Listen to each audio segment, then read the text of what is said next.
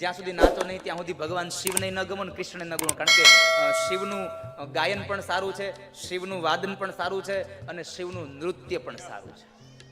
આ ત્રણ વસ્તુ છે ને એનામાં પણ છે. આ જ સેમ ટુ સેમ વસ્તુ ત્રણેય ઓલામાં છે. અહીંથી થોડોક આગો બેઠો છે દ્વારિકામાં, એનું પણ ગાયન સારું, એનું પણ વાદન સારું, એનું પણ નૃત્ય સારું. એને પણ ત્રણ વસ્તુ કરી. એને વેણું વગાડી, ગીતાજીને ગાયા અને પોતે નૃત્યને નાચ્યો. એમ અહીંયા શિવજી પણ એ જ છે. શિવજી ભગવાન શિવ પોતે પણ કથા કરે છે, પોતે પણ વક્તા બને છે. અને ગુરુજી પાસેથી સાંભળ્યું છે કે આ દુનિયામાં સૌથી સારામાં સારા વક્તાનું જો કોઈ બિરુદ હોય તો એ પરમાત્મા સ્વયં શિવ પોતે છે. સારામાં સારો વક્તા છે સાહેબ. માં ભવાનીને સંભળાવતા હોય છે. એટલે તો આ સત્ર થાય છે અહીંયા દર વખતે, દર શ્રાવણમાં આ સત્ર થાય છે. હમણાં ગુરુજી, હું પછી મારા ગુરુજી જેમની પાસે ભાગવત ભણું છું, ભણ્યું નથી, ભણું છું હજી. જો કે મેં આપને ગઈકાલે જ કહ્યું હતું કે મહેશભાઈ ગુરુજી મને એમ કહે છે કે બેટા જીવનમાં અધ્યયન ક્યારે છોડવું નહીં, અધ્યયન ક્યારે છોડવું નહીં. આજે અહીંયા આવવાના હતા પણ થોડુંક એનું વ્યવહારિક કામને લઈ અને એ ન આવી શક્યા. નહીં તો મેં એને કહ્યું હતું કે તમે ચાલો, તમારી પણ આશીર્વાદ મને મળે અને તમારી થોડીક આશીર્વાદના રૂપી શબ્દો, બે પણ શબ્દો પણ મારા જેટલા પણ લોકો અહીંયા આવે છે એને શિવના સાનિધ્યમાં મળી જાય તો તમારા આશીર્વાદથી અમે પણ તરી જઈએ. તો હું, મારા ગુરુજી મહાદેવ ભાઈ મહેશભાઈ ગુરુજી અને મારા પરમ સ્નેહી અને આ વિસ્તારનું એક ભાગવત કથાકાર તરીકેનું એક ઘરેણું અને આવતી તારીખોમાં 2 દિવસ સુધી જેનું પ્રવચન છે એવા અમારો ડોક્ટર મહાદેવ પ્રસાદ, મારો પરમ સ્નેહી છે. અમે બે મિત્રો છીએ અને અમે આમ હવે જોતા ગુરુભાઈ છીએ. બે વિદ્યામાં અમે બે ગુરુભાઈ છીએ. તો જો કે મને દીપકભાઈ કહ્યું હતું દાદા 2 દિવસ આપો, પણ મારે કૈલાસ જવાનું હોવાથી મેં બધા પ્રોગ્રામ અપાઈ ગયા હતા. એટલે મેં કીધું 1 દિવસ રાખો. એટલે મહાદેવભાઈનું પ્રવચન આવનારી તારીખોમાં 2 દિવસ સુધી છે હજી. એટલે હમણાં ગુરુજી અને મહાદેવભાઈ અમે મારી ઘરે આવ્યા, ગુરુજી ત્યારે બેઠા હતા. આપ બેઠા છો એટલે હું તમને તમારા કાને જે મને વિચાર ફર્યો તો તમને પણ અહીંયા કહું જાહેરમાં.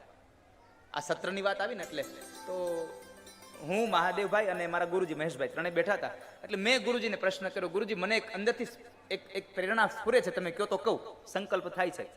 તો મને કહે છે બોલ ને, શું કેવું તારે? મેં કીધું મને એમ થાય છે કે આપણે થોડુંક કંઈક જ્ઞાન સત્ર રાખીએ અને પંડ્યાજી જેવા જો વિદ્વદ્વર્ય કોઈ મૂર્ધન્ય પંડિત આવે ને આપણને જ્ઞાન આપે તો કેવી મજા આવે.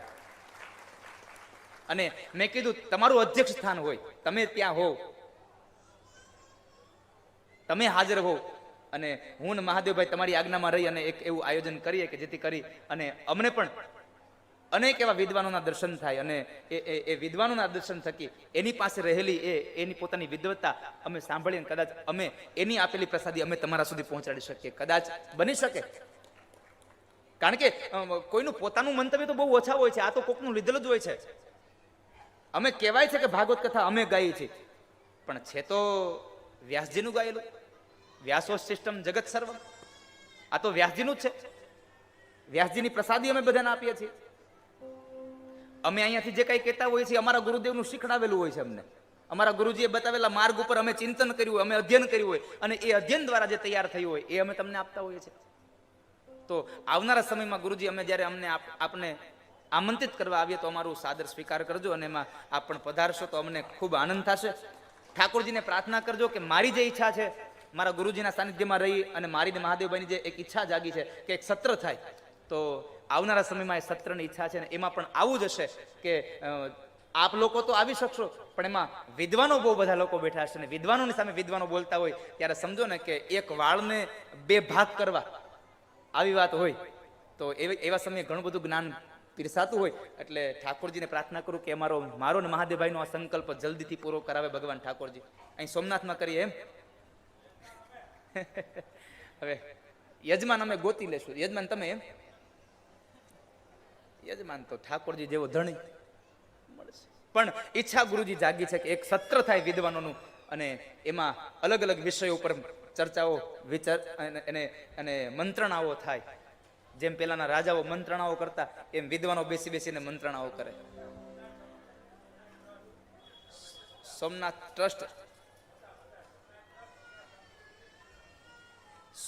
ટ્રસ્ટ દ્વારા વાહ વાહ વાહ. જુઓ આ સારી જગ્યાએ સંકલ્પ કરો ને તો એનો આ ફાયદો થાય. પણ ઠાકોરજી તારીખ અને સમય અમારો છે. હા તમે તારીખ અને સમય અમારો છે, કારણ કે અમે નવરા હોવા જોઈએ ને. સોમનાથ ટ્રસ્ટ અને સોમનાથ સંસ્કૃત યુનિવર્સિટી આ બે ભેગા મળીને એમ કે છે કે તમારો સંકલ્પના યજમાન અમે બનશું તમે જ્યારે કહો ત્યારે. દીપકભાઈ કક્કડ એમ કહે છે કે એના યજમાન અમે બનશું તમે જ્યારે કહો ત્યારે. તો ઠાકોરજીને કહેશું કે જલ્દી તારીખ અપાવે, દિવાળી પહેલા અપાવી દે તો સારું, નકર દિવાળી પછી તો આવતી દિવાળી આવશે. હા પછી મારે મહાદેવભાઈને બે ને એકવાર હું થોડીક નિખાલસતા તમને વાત કરી દઉં. અમે બે રાજકોટ ભેગા થયા, હું ને મહાદેવભાઈ. તો ગયા વર્ષમાં મારે પણ એટલી બધી કથા ને મહાદેવભાઈને પણ એટલી બધી તારીખો આપેલી હતી. તો કોઈ કે મહાદેવભાઈને એવું કીધું હશે કે મહાદેવભાઈ તમે જિજ્ઞેશ દાદા બે હરીફાઈ કરો છો, હરીફો લાગો છો. એટલે મને મહાદેવભાઈ કીધું પ્રવચનમાં, દાદા આવું લોકો કહે છે. પછી પ્રવચનમાં મારો વારો આવ્યો તો મેં એને સહજતાથી એટલું કીધું. આપણા બ્રહ્મ સમાજનું જ એક સંમેલન હતું, મેં એમાં કહ્યું કે તમને લોકો જે કહેતા હોય તે લોકો જે આપણને કહેતા હોય કે તમે એકબીજાના હરીફ છો, પણ મારું માનવું એવું છે કે અમે હરીફ નથી, અમે બે હરિના છીએ અને હરિને લઈને નીકળ્યા છીએ સાહેબ. અમે હરિના છીએ સાહેબ. એટલે મહાદેવભાઈને પણ અમારે બેને પણ ખૂબ એક આત્મીયતા છે. અવારનવાર અમને બેને પણ આજે થોડીક એની કથા રાજુલા ચાલુ છે એટલે એ આવી નથી શક્યા, અને એનું પ્રવચન છે ત્યારે મારે કૈલાસ જવાનું છે.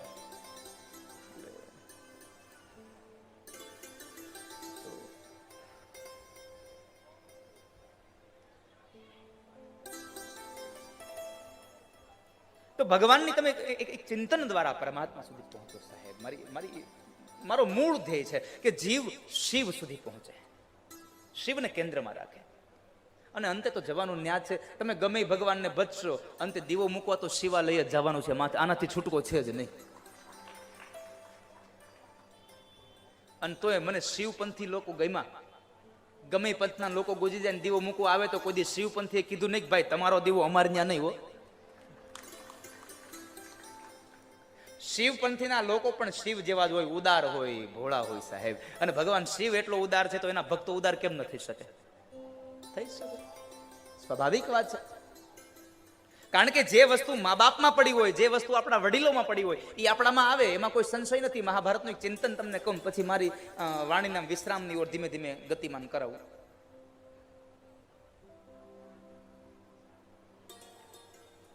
કે અંદર પડેલો જે ગુણ છે એ આપણી આવનારી પેઢીઓમાં, આપણા સંતાનોમાં આવે છે. ગુરુજી,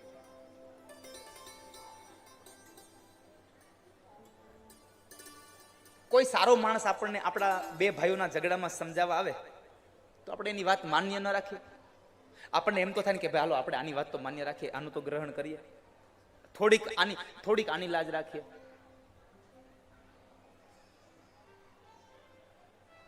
તો જ્યારે કૌરવો અને પાંડવોની વચ્ચે યુદ્ધ થવાનું હતું ને એ યુદ્ધમાં અનેક વ્યક્તિઓ મધ્યસ્થીકરણ કરવા આવે છે. કોઈની વાત કદાચ એ પેલો દુર્યોધન ન માની લઈએ, પણ સ્વયં કૃષ્ણ જ્યારે દૂત બનીને આવે તો કૃષ્ણ જેવા વ્યક્તિ દૂત બનીને આવે ને એની વાત ન માને. દુર્યોધન ન હતો, દુર્યોધન તો સુયોધન હતો. દુર્યોધન એટલો ખરાબ ન હતો, આપણે જેટલો એને ખરાબ જોઈએ છે એટલો ખરાબ હતો નહીં માણસ, અને આપણે જેટલા ખરાબ જોઈએ એટલો માણસ ખરાબ હોય પણ નહીં. એ તો આપણી દ્રષ્ટિથી ખરાબ જોતા હોઈએ ને. આપણી બુદ્ધિ અલગ હોય, કારણ કે દરેકની આ કુંબડીમાં અલગ અલગ ભરી છે. તુંડે મતિર ભિન્ના, બધાયની ખોપડીમાં અલગ અલગ બુદ્ધિ છે. તો દુર્યોધન સુયોધન હતો, એટલો ખરાબ ન હતો, પણ એને બગાડ્યો કોણે? સુયોધનમાંથી દુર્યોધન બનાવ્યો કોણે? એની આજુબાજુ રહેવા વાળા. માણસને બગાડે છે આપણું આજુબાજુનું સર્કલ સાહેબ. આપણી હારે રહેવા વાળા આપણને બગાડે છે. એની બાજુમાં પેલો દુશાસન, પેલો શકુની, પેલો કર્ણ, આ બધાને લીધે જ સુયોધનમાંથી દુર્યોધન બની ગયો. પણ દુર્યોધને એમ ભગવાન કૃષ્ણએ કહ્યું કે દુર્યોધન તું ભાગ આપી દે ને.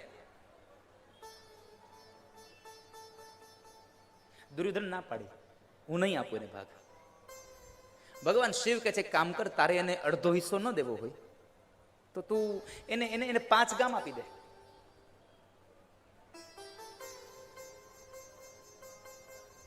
દુર્યોધને 5 ગામ આપવાની ના પાડીને સાથે સાથે એટલું પણ કહ્યું કે સાંભળો કૃષ્ણ, 5 ગામ તો બહુ દૂર છે, સોયની અણીખૂતી એટલી જગ્યા પણ હું પાંડવોને નહીં આપું, હું પાંડવોને નહીં આપું એટલી જગ્યા.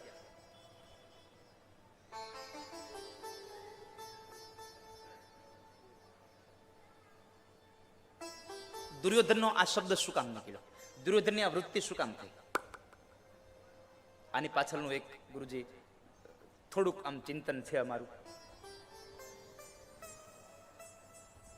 કે એટલા માટે થઈ છે કે જ્યારે ગાંધારીના ઉદરમાં ગર્ભ હતો ને, અને જ્યારે રાજગાદી પર બેસાડવાની વાત આવી, અને રાજગાદીનો નિયમ છે કે મોટો દીકરો રાજગાદીએ બેસે, ગાંધારીથી જ્યારે પુત્ર નતો થયો, દાસી પુત્રની વાત થવા લાગી, ત્યારે ગાંધારીના મનમાં આવ્યું કે મોટો દીકરો મારો હોય અને આ રાજ મારા દીકરા પાસે રહે, આ રાજ્ય મારા દીકરા પાસે રહે, આ રાજ્ય મારા દીકરા પાસે રહે.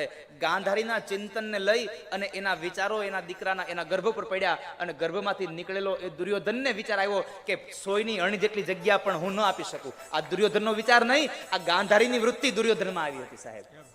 જો ખરાબ વૃત્તિ દીકરાઓમાં આવતી હોય તો સારી વૃત્તિ ના આવે. તો ભગવાન ભોળોનાથ તો આટલો ભોળો છે, તો આ ભોળાનાથના જે ઉપાસકો છે ભોળા ન થઈ શકે?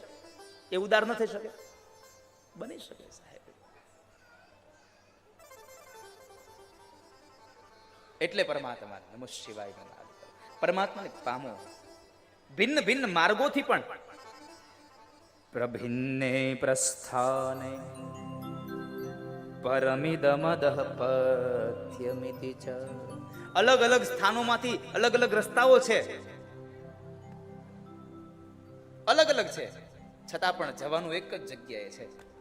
કોઈ માણસ એક્સિડન્ટમાં મરી જાય, કોઈ માણસ હાર્ટ એટેક થી મરે, કોઈ માણસ આત્મહત્યા કરીને મરે, પણ છે તો મરવાનું જ, છે તો મૃત્યુ જ. માર્ગ અલગ લીધો છે એમણે, જવાનું તો એક જ જગ્યાએ છે. પ્રભિન્ને પ્રસ્થાને, અલગ અલગ માર્ગમાં પણ તમારું પ્રસ્થાન થાય છે, અને એ પ્રસ્થાન દ્વારા આપણે પરમાત્મા સુધી પહોંચતા હોઈએ છીએ. ભગવાન કૃષ્ણએ પણ ભગવાન શિવની આરાધના કરી.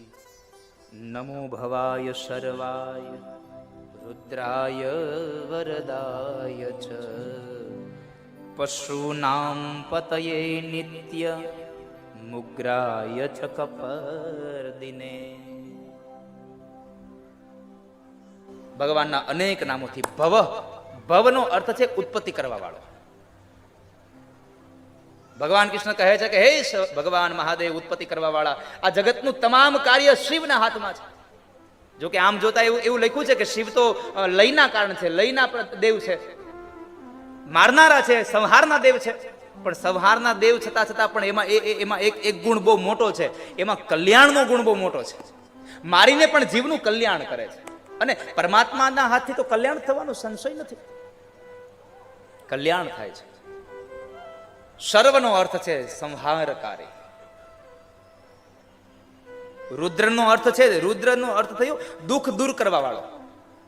એક અર્થ બતાવ્યો મેં તમને હમણાં, હૃદયતી, જે રડાવે છે એ રુદ્ર છે, પણ એ એક આખી અલગ ભાષાની વાત છે. અને આ રુદ્ર એટલે મારી ભાષા, મારી દ્રષ્ટિ બ્રહ્મ તરફ છે. બ્રહ્મને રુદ્ર કહે છે. અને બ્રહ્મ કોઈ દિવસ જીવને રડાવે નહીં સાહેબ, દુઃખી ન કરે. અને ચોથી વાત બતાવી પશુપતિ, એટલે કે જીવના પાલક છો તમે. જો અહીંયા જીવનો પાલક બતાવ્યો, નહીતર એક કર્મ છે, ખબર છે? બ્રહ્મા સર્જન કરે, વિષ્ણુ પાલન કરે, અને શિવ સંહાર કરે.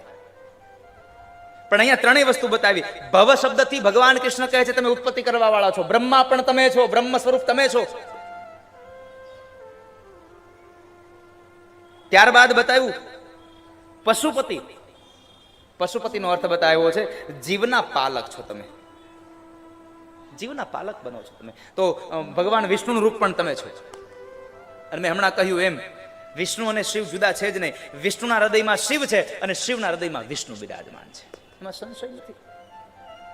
એ તો આપણી દ્રષ્ટિ અલગ અલગ જુએ છે કે આ વિષ્ણુ છે, આ શિવ છે. આ દુનિયામાં કોઈ પણ જગ્યાએ ભેદ ન જુઓ. પરમાત્માના સ્વરૂપથી આ જગતમાં અભિન્ન કશું છે જ નહીં સાહેબ. આ બધું જ પરમાત્મામય છે. મેં હમણાં કહ્યું ને, ગમે તે સ્વરૂપે ગમે ત્યાં બિરાજો છો તમે. નથી દેખાતો તો એનો અર્થ એવો ન સમજશો કે ભગવાન નથી.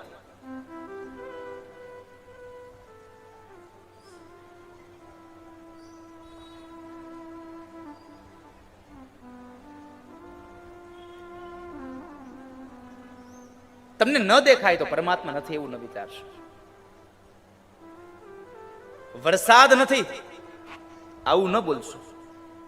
વરસાદ નથી આવું ન કહેશો. એમ કહો, અમે ભીંજાયા નથી. વરસાદ તો પડે છે પણ અમે ભીંજાણા નથી.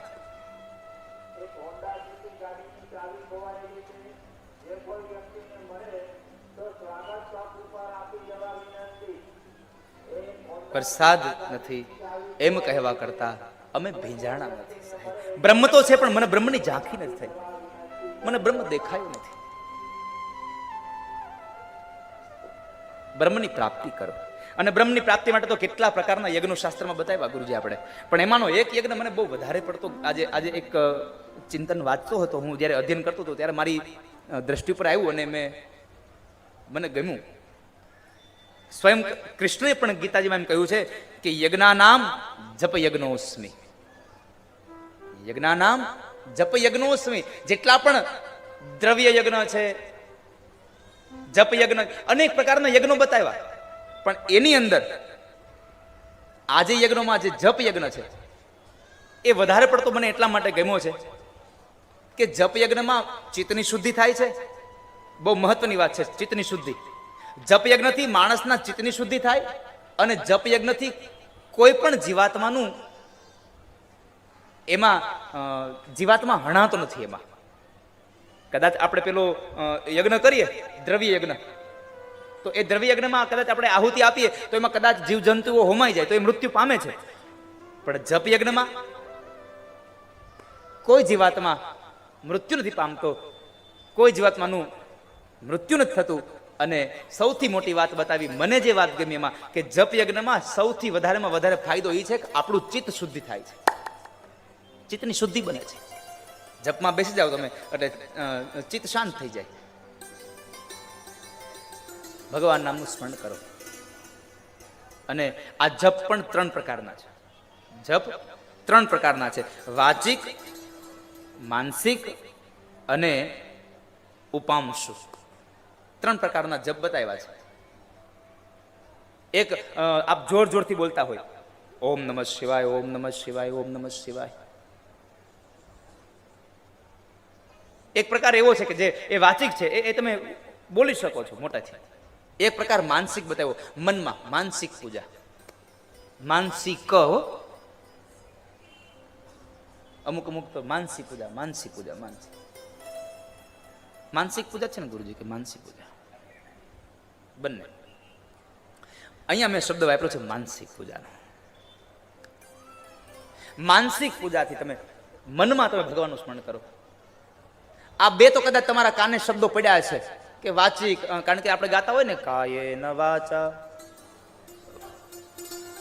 કાયિક, વાચિક, માનસિક, એમ આ શબ્દ તમારા કાને પડ્યો હોય. પણ આ ઉપાંશુ જે શબ્દ છે, ઉપાંશુ એ શબ્દ કયો?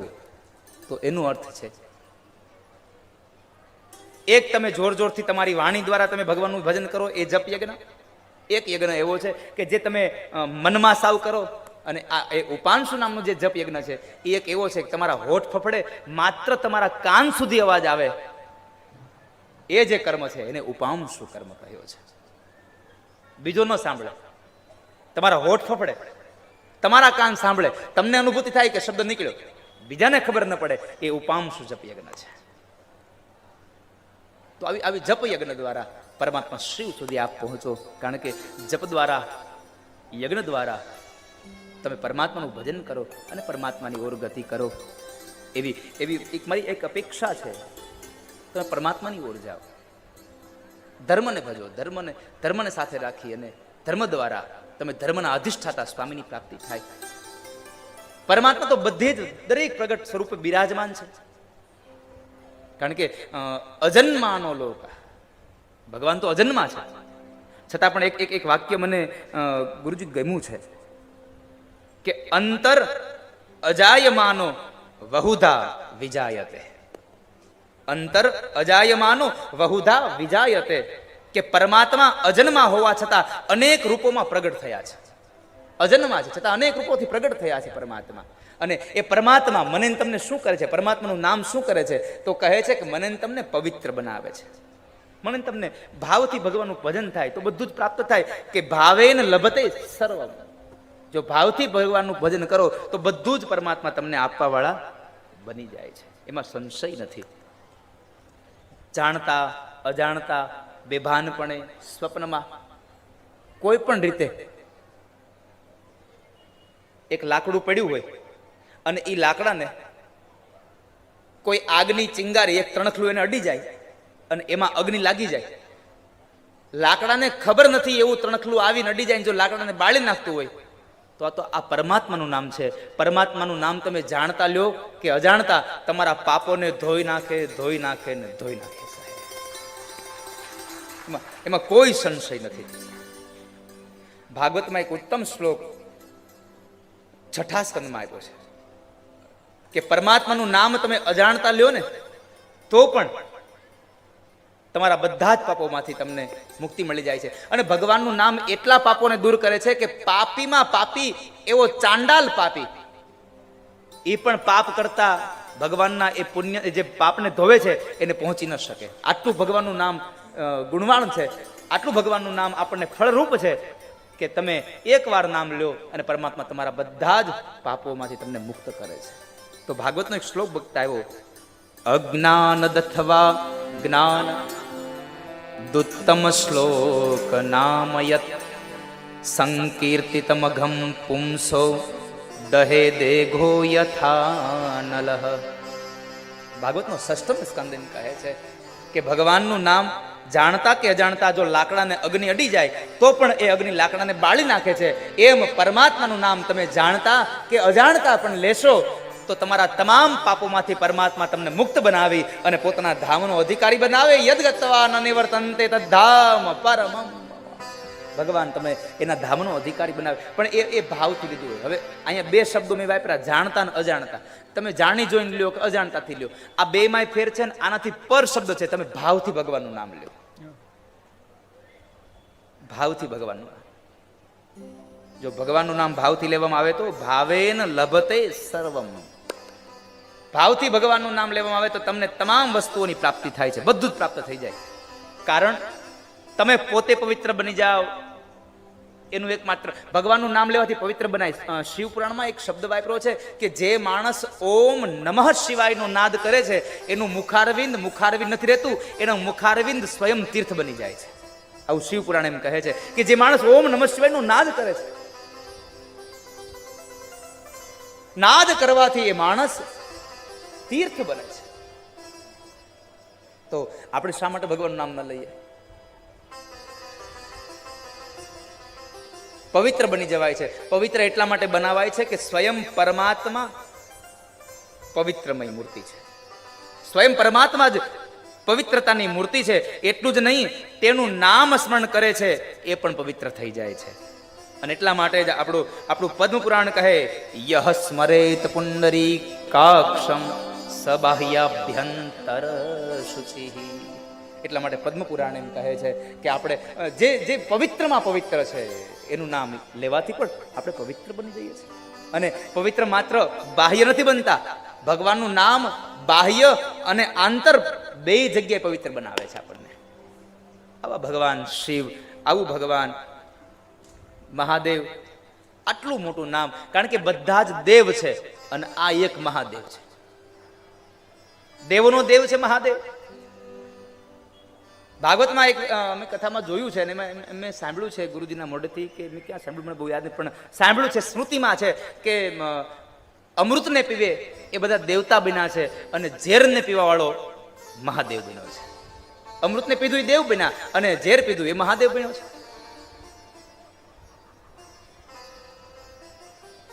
પવિત્રોમાં પણ પવિત્ર છે, મંગલોમાં પણ મંગલ છે. એટલા માટે ઉપનિષદનું છેલ્લું વાક્ય એમ કહે છે, પવિત્રાણામ પવિત્રમ યો મંગલાનામ ચ મંગલમ.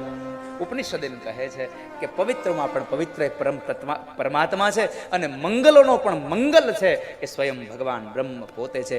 પછી એ બ્રહ્મમાં તમે કૃષ્ણને ભજો તોય ભલે, બ્રહ્મમાં તમે શિવને ભજો તોય ભલે, બ્રહ્મમાં તમે રામને ભજો તોય ભલે, અને બ્રહ્મમાં તમે કોઈ દેવીની ઉપાસના કરો તોય ભલે, એ એક વસ્તુ છે, એ બ્રહ્મ છે, તત્વ છે. તો આવી બ્રહ્મની ઉપાસના આ પવિત્ર શ્રાવણ માસમાં મેન તમે કરી. અને એ પવિત્ર શ્રાવણ માસમાં આપણને ભગવાને આટલા પવિત્ર બનાવ્યા.